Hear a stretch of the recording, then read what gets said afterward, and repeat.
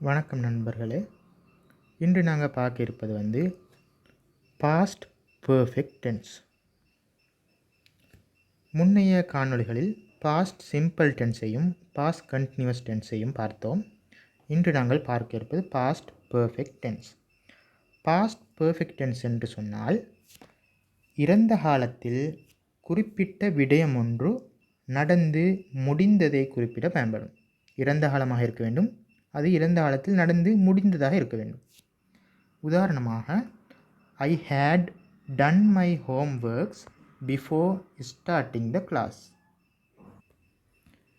நான் எனது வீட்டு வேலைகளை வகுப்பு ஆரம்பிப்பதற்கு முன்பதாக செய்து முடித்திருந்தேன். அடுத்த உதாரணம், I had cleaned my classroom by 7 AM. நான் 7 மணியாகும்போது எனது வகுப்பறையை சுத்தம் செய்திருந்தேன். அடுத்த உதாரணம், he had completed his degree at the age of 25 years.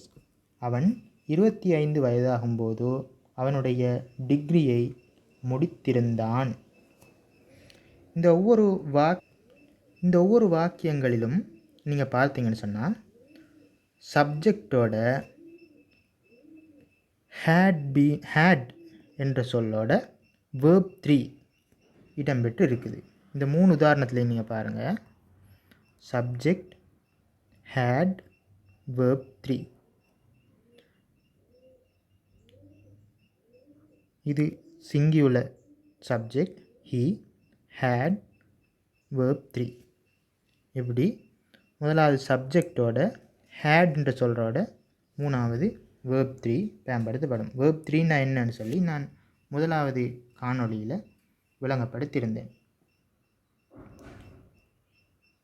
இன்னொரு உதாரணம் பார்த்தீங்கன்னு சொன்னால், mother had cooked before going to work. அம்மா வேலைக்கு போவதற்கு முன்பதாக சமைத்திருந்தார். அதை கொஸ்டின் ஃபார்மாக எப்படி கேட்குறேன்னு சொன்னால், ஹேட் எழுவாய்க்கு முன்னதாக வரும். Had mother cooked before going to work. அம்மா வேலைக்கு போவதற்கு முன்பதாக சமைத்திருந்தாரா? நெகட்டிவ் ஃபார்ம் எப்படி வரும்னா, mother had not cooked before going to work. அம்மா வேலைக்கு போவதற்கு முன்பதாக சமைத்திருக்கவில்லை. நெகட்டிவ் கொஸ்டின் எப்படி வரும்? Hadn't mother cooked before going to work. அம்மா வேலைக்கு போவதற்கு முன்பதாக சமைத்திருக்கவில்லையா?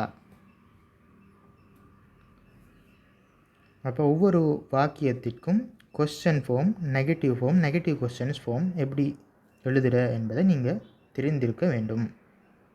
இந்த காணொளி உங்களுக்கு பிடித்திருக்கும் என்று நினைக்கிறேன்.